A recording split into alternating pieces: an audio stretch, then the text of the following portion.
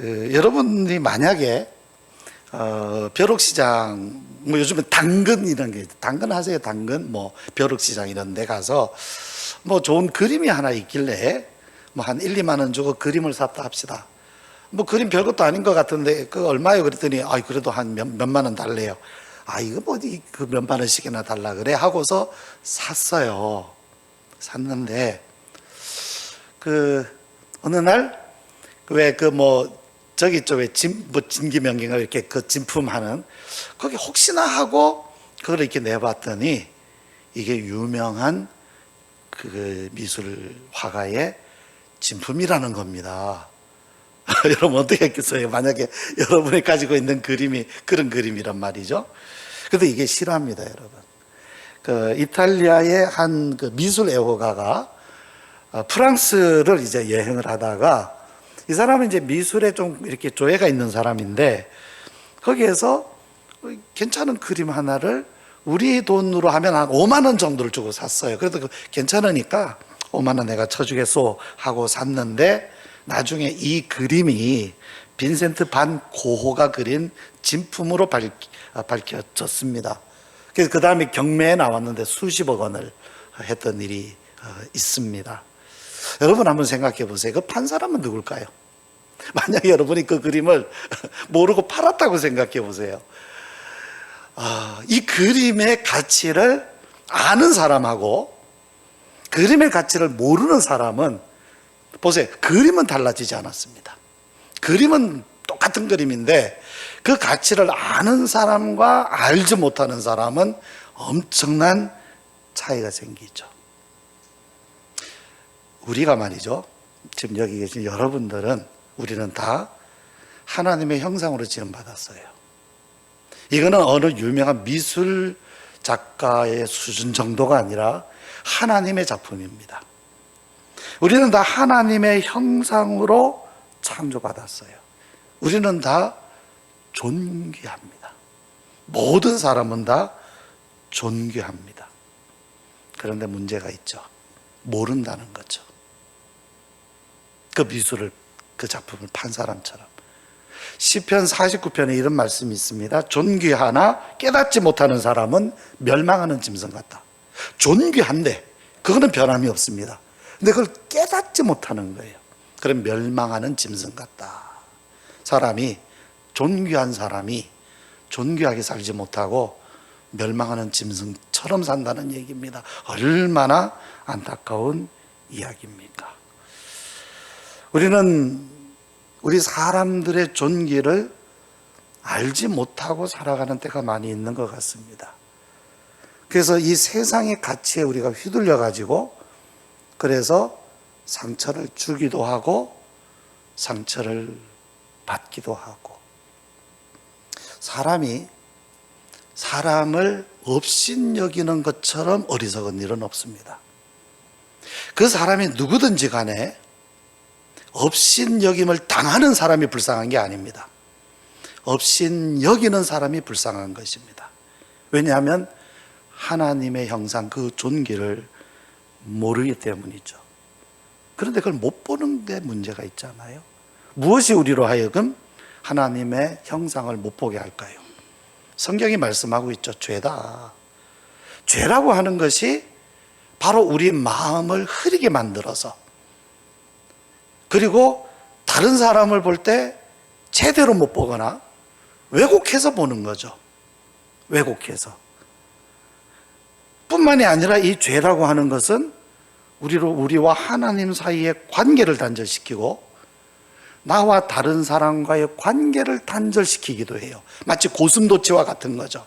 우리 사람은요, 굉장히 사람을 필요로 합니다. 혼자 있으면 너무 힘들어해요.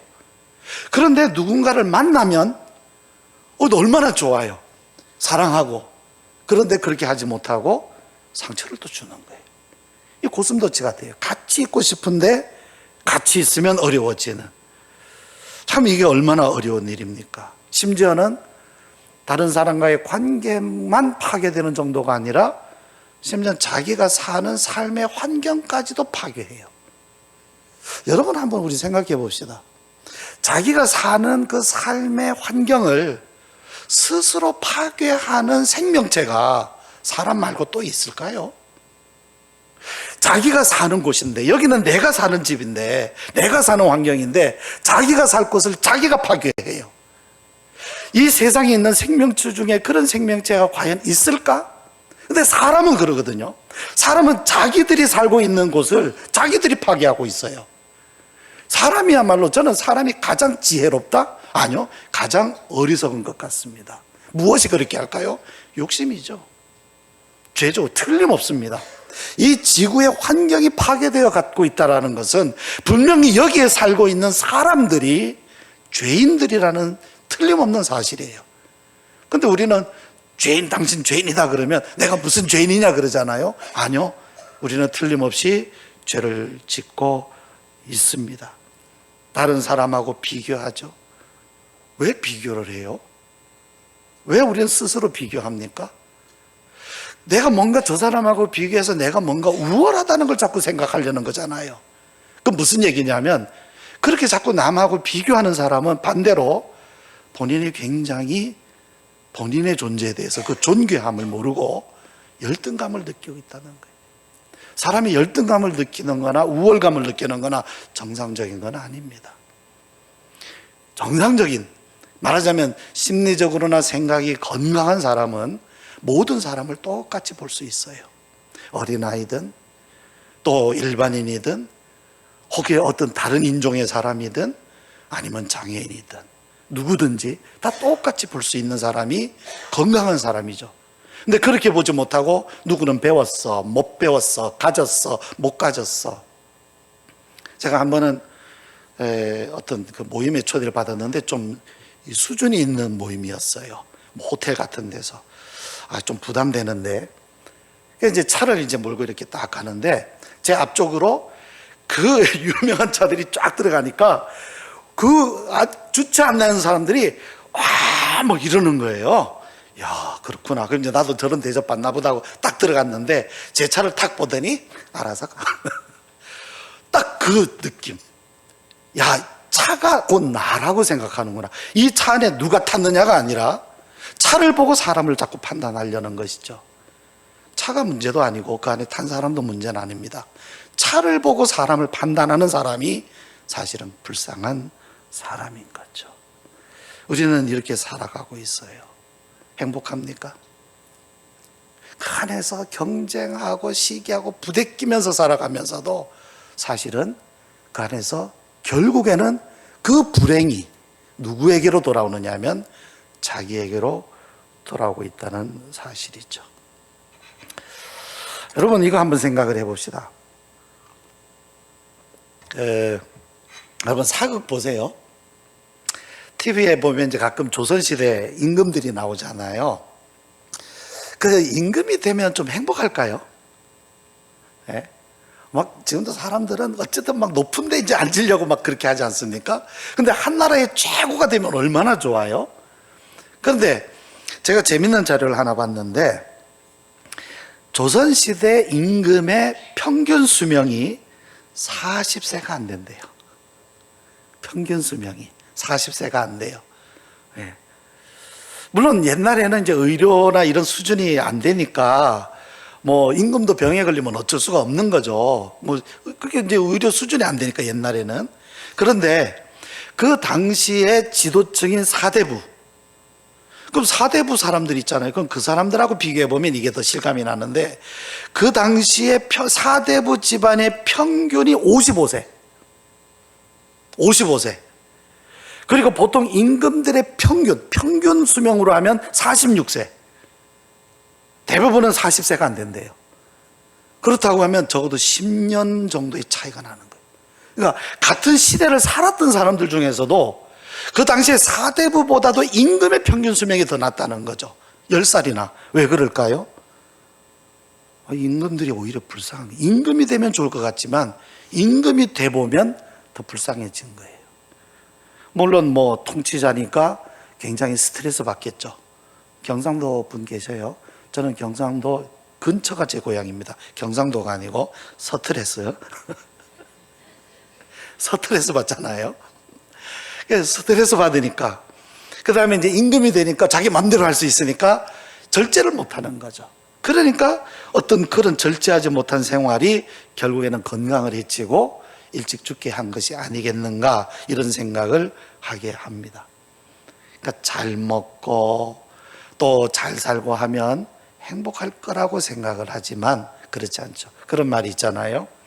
우리가 돈을 가지고 좋은 침대는 살 수 있지만 뭐는 못 산다고요? 잠은 잘 수가 없어요. 살 수가 없어요. 어떤 침대에 자느냐보다 편안하게 자는 사람이 훨씬 더 나은 겁니다. 맛있는 비싼 음식을 먹는 사람보다 라면 하나를 먹어도 맛있게 먹는 사람이 훨씬 더 낫습니다. 우리가 음식을 먹으면서 맛을 느낄 수 있다는 게 얼마나 감사한지 모르죠. 그렇지 않습니까? 우리 코로나 겪어봤잖아요. 코로나 다 걸려보셨죠? 코로나 걸리니까 저는 2번 정도 걸렸었는데 냄새를 못 맡지 않습니까? 맛을 못 느끼고, 와, 낙이 없어요. 그리고 밤에 편안하게 잠을 잘 수 있다는 것이 얼마나 복인지 모릅니다. 혹시 여러분 중에 밤에 잠을 잘 못 주무시는 분이 계시면 오늘 이 시간에 하나님의 은혜가 여러분의 수면을 책임져 주시기 바랍니다. 밤에 편안하게 주무실 수 있기 바랍니다.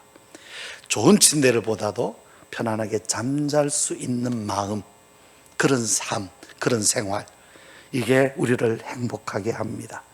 그렇기 때문에 우리가 찾아야 될 것이 뭐냐면 이러한 하나님의 형상이 우리에게서 회복돼야 돼요. 우리 사람을 존귀하게 지으신 그 원래 모습 그대로가 우리에게서는 회복이 돼야 됩니다. 그런데 여러분 어떻습니까? 하나님이 창조하신 대로 그러한 존귀한 삶을 살고 계십니까? 만약에 그렇다면 틀림없이 여러분은 저는 행복합니다 라고 말씀하실 것이고, 나는 행복하지 않아요 라고 하는 것, 이유는 하나님의 형상을 지금 그러한 삶을 제대로 살지 못하고 있구나, 고민을 해야 되죠. 어떻게 하면 내가 하나님의 형상이 회복된 삶을 살 수 있을까?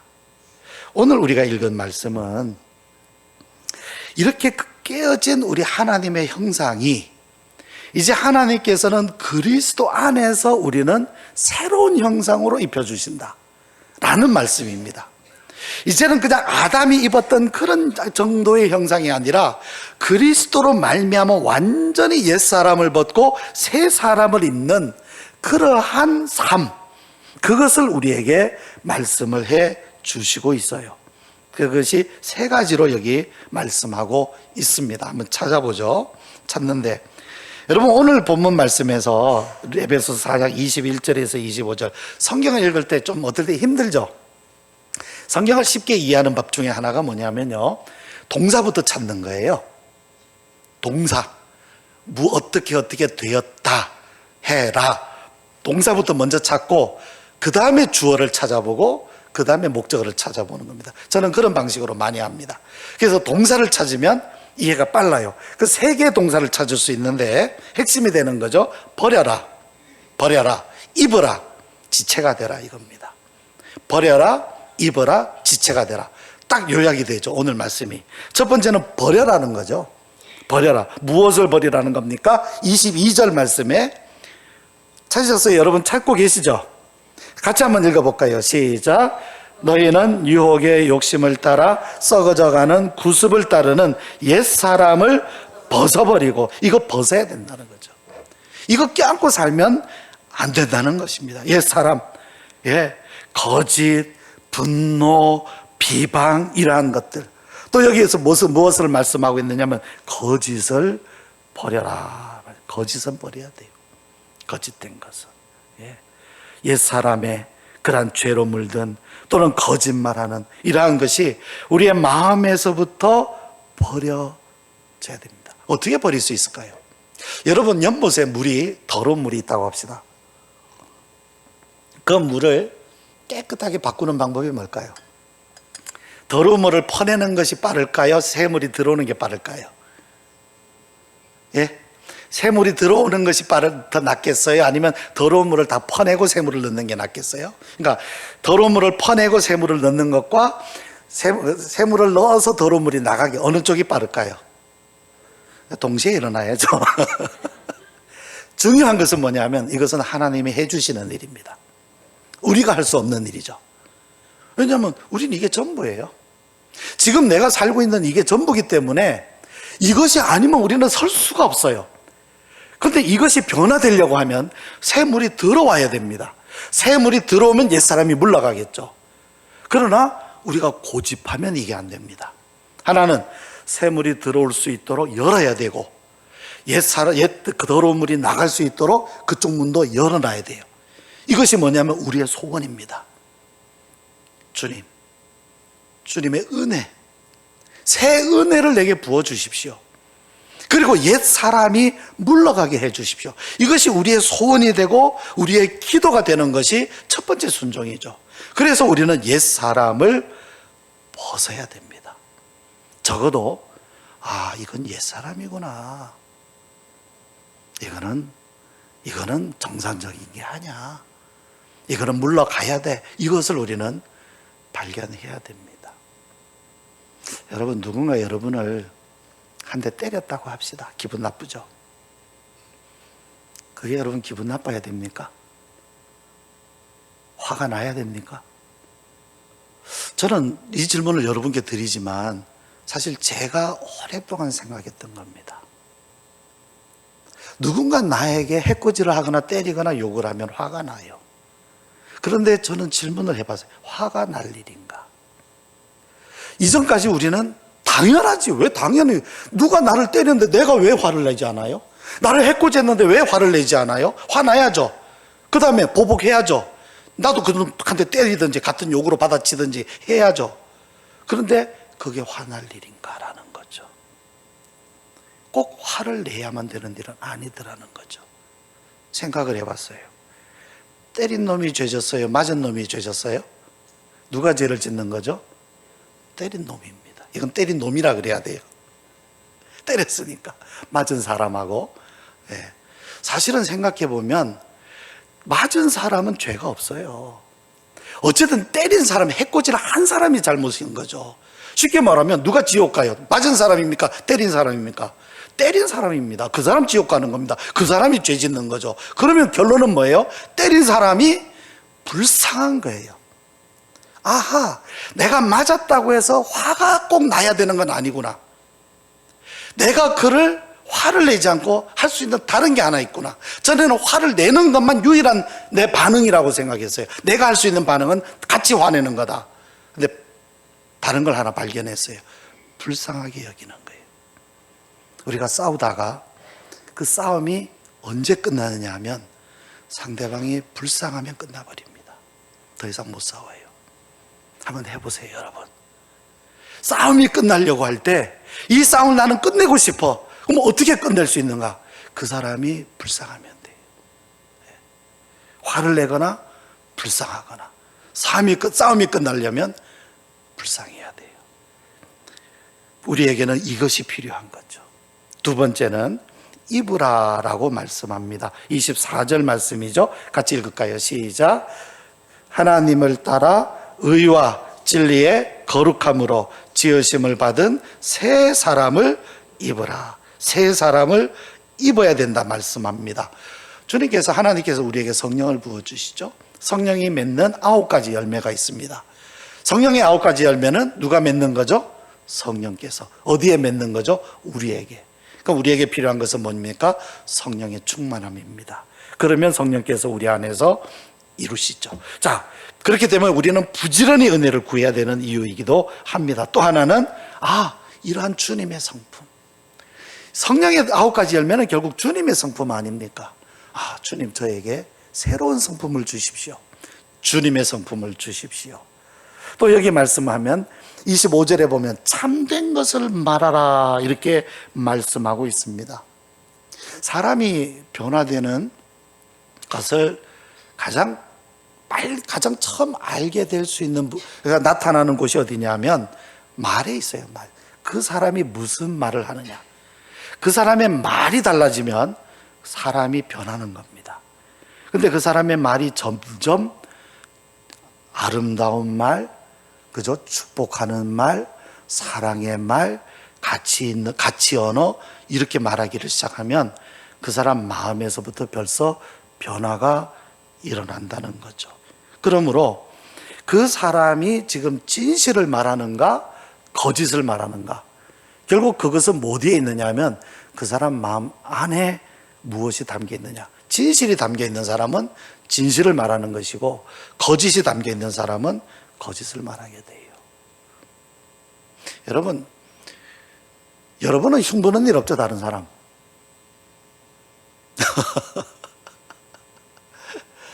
예, 우리 속담인지 아닌지 모르죠. 흉보면서 담는다는 말이 있지 않습니까? 그런 말 있죠. 왜 그럴까요? 왜 흉보면서 담게 될까요? 사람은 희한하게 흉을 보면요, 그 사람 담게 돼요. 이건 정말 맞습니다, 여러분. 흉보면, 그 흉보는 사람은요, 분명히 그 사람 담게 돼 있어요. 그러니까 여러분, 흉보는 사람하고 정말 이 대화는 조심해야 됩니다. 거기 같이 동조하는 것이 좋은 게 아니에요. 가능하면 피하세요. 왜 그러냐면, 흉을 보기 위해서 그 사람을 생각해야 되죠. 그 사람의 나쁜 점, 단점을 자꾸 생각해야 되죠. 이게 뭐냐면 주야로 묵상하는 거예요. 하나님의 말씀을 주야로 묵상해야 되는데 그 사람의 단점을 주야로 묵상하고 있는 거예요.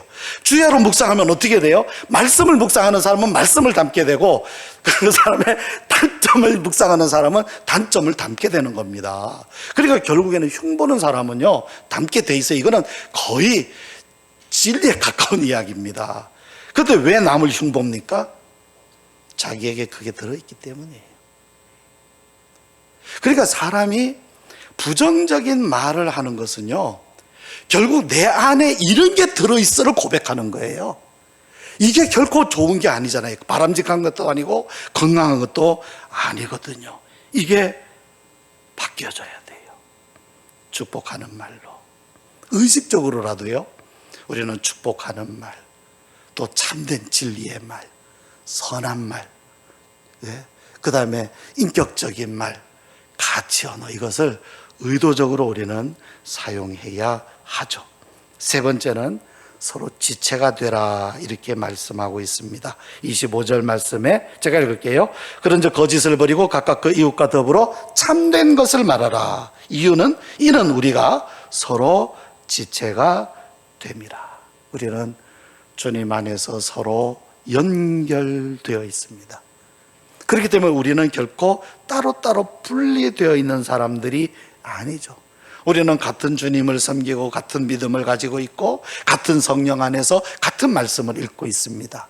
그렇기 때문에 우리는 우리 주님 안에서 우리가 한 지체된 하나의 공동체로서 서로를 관심 있게 보고 또 귀 기울여 듣고 아픔을 헤아리고 그 상처를 같이 싸매어주고 격려하고 위로하고 혹시나 잘못된 일에는 책망하기도 하면서 용서하고 화해하고 사랑해야 합니다. 너희가 서로 지체가 됨이라, 이렇게 말씀하고 있습니다. 여러분, 사랑함이야말로 우리를 하나님의 형상을 회복시켜주는, 이 깨어진 관계를 회복시켜주는 가장 강력한 힘입니다. 관계라고 하는 말이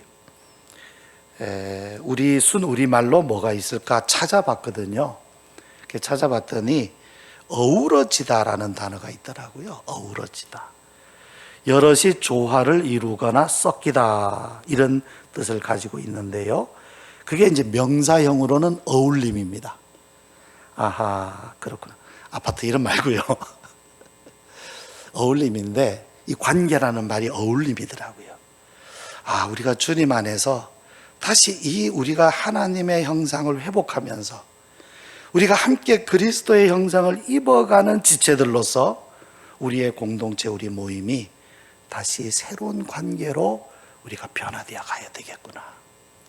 사실 교회가, 지금 교회는 얼마나 됐나요? 이 교회가 오래되면 오래될수록 이 관계가 굉장히 깊을 것 같지만 사실은 보이지 않는 그런 갈등이나 상처도 굉장히 많이 가라앉아 있어요.